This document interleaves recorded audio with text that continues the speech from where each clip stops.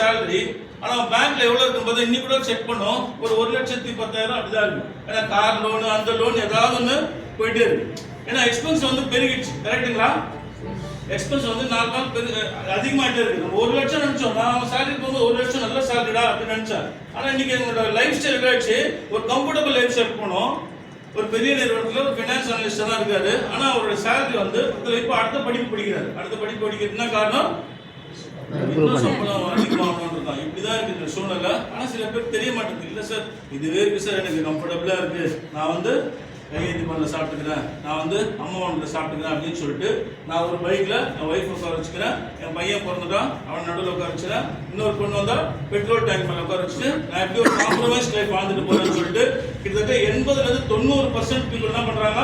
Compromise life தான் வாழ்ந்துட்டு இருக்காங்க. உண்மையாக இல்லை சார்? அது எத்தனை பேர் காம்ப்ரமைஸ் லைஃப் வாழ்றோமா, கம்ஃபர்டபுள் லைஃப் வாழ்றோமா? காம்ப்ரமைஸ் லைஃப் வாழ்றோம் எத்தனை பேர் சார் இன்னைக்கு?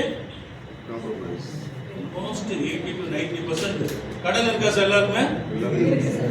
அந்த கடனால என்ன பண்றோம், நம்ம ஒரு காம்ப்ரமைஸ் லைஃப் தான் வாழ்ந்துட்டு இருக்கோம். இதை மாற்றணும், அதனால தான் பிக் மணி வேணும் பிக் மணி வேணும்னு சொல்லிட்டு நாங்கள் வந்து பேசிட்டு இருக்கோம். அந்த மாதிரி பிக் மணி ஏர்ன் பண்ணிட்டு தான் நாங்கள் பேசுறோம். இது ஏர்ன் பண்ண போறது நாங்கள் சொல்ல, நாங்கள் ஏர்ன் பண்ணிட்டோம் சார், எங்கள் லைஃப் ஸ்டைல் மாறிடுச்சு, வாங்க நீங்களும் எங்களோட பிஸ்னஸ்ல சேர்ந்து பண்ணீங்கன்னா பண்ணலாம்னு சொல்றோம். புரியுதுங்களா?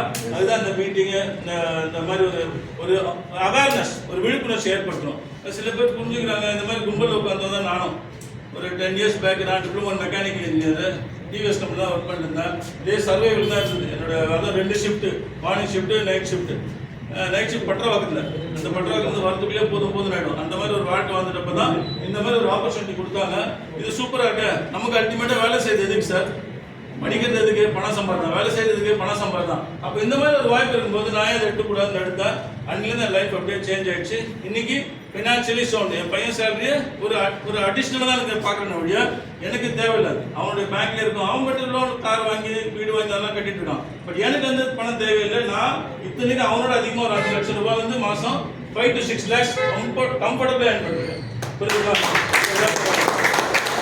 ஆனால் என்னோட அதிகமாக படிச்சிருக்காங்க. ஓகேவா? அப்ப வியாபாரத்துல தான் பணம் இருக்கு. வியாபாரத்துல பணம் இருக்கா, வேலைக்கு போனா பணம் இருக்கா? வியாபாரத்துல தான் பணம். அதை பத்தி தான் பேச போறோம். ஓகேவா? அப்போ ஒரு வியாபாரம். சரி, இது 2020. ஓகேவா? அப்ப 2040 ஒரு இயர் வருமா வராது சார்? வருமா சார்?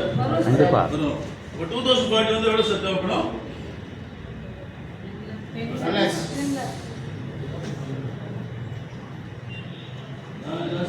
2 lakhs சார் அப்படின்னு